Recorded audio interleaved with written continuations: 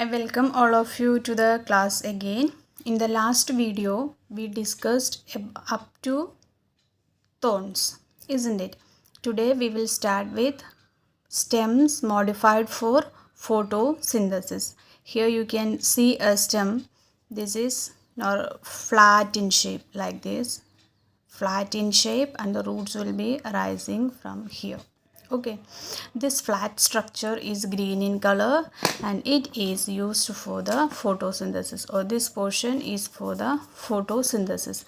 And here these structures, these thorn like structures or spine like structures are the leaves. Here the leaves are reduced to spines and stem is modified to perform the function of a leaf. Here the stem is fleshy, flat and green in color, and it is used for the photosynthesis. It is having the chlorophyll and the stem will perform the function of photosynthesis.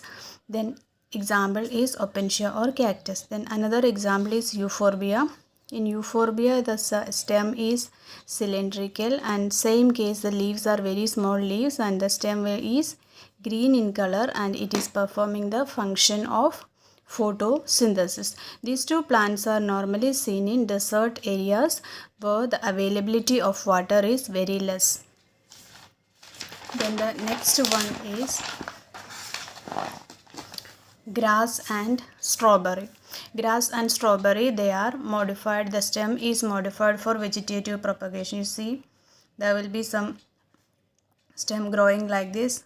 From here, from the node, leaf will arise, leaf is arising, and here the roots are also coming out. Again the stem will go subaerial. It is said subaerial. Again leaves coming out, roots are coming out. If you cut the plant from here, this is one plant and this is the another plant. So the plant is divided into two plants, or it is made two plants. That is the vegetative propagation, making new ones. Then next one is the jasmine, mint, etc. The slender lateral branch arises from the main axis. If this is the mint plant, if this is the main axis, see this is the main axis, then the small ones are arising. Just see here, there is a small branch arising and it will be growing aerially for a time, and after that it will come down and touch the soil. Like this it will touch the soil. Where this is touching the soil, it will develop root here, and if you cut from here you can get a new plant. Again some branches will be arising, grow upward, again it will come down and touch the soil. Where it is touching the soil, from that nodal region it will be developing a root system and developing into the new plant. This is also for the vegetative propagation.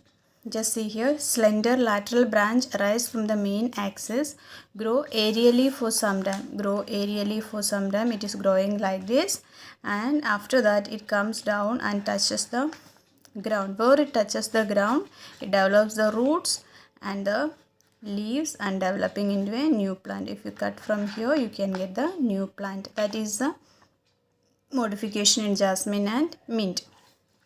And the next one is pistia and Eichhornia. Just see the structure of stem is like this, isn't it?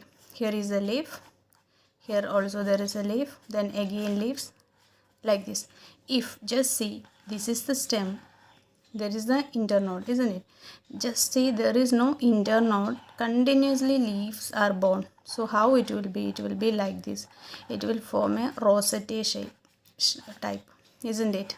It will form a rosette type.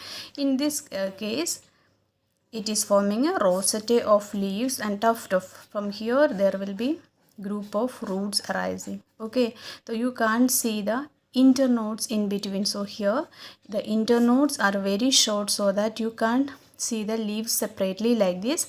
You will see it entirely like a rosette. That is the condition in pistia and Eichhornia. I think you understood. The next one is banana, pineapple, chrysanthemum. Lateral branches originate from the basal and underground portion of the main stem. If this is the main stem, so lateral branches will be arising like this, and it will obliquely obliquely it will come out and shoot will come out from here. Grow horizontally, come out obliquely upward, giving rise to leafy shoot. You have seen it. Here there will be the leaves of banana, whatever plant it might be. So this is the condition with banana, pineapple, chrysanthemum, etc. For pineapple and all, you can't see the stem as such. You will be seeing the leaves, and above that you can see the pineapple fruit. These are the modifications of the stem. I think you understood the stem modifications. They are for the underground modifications.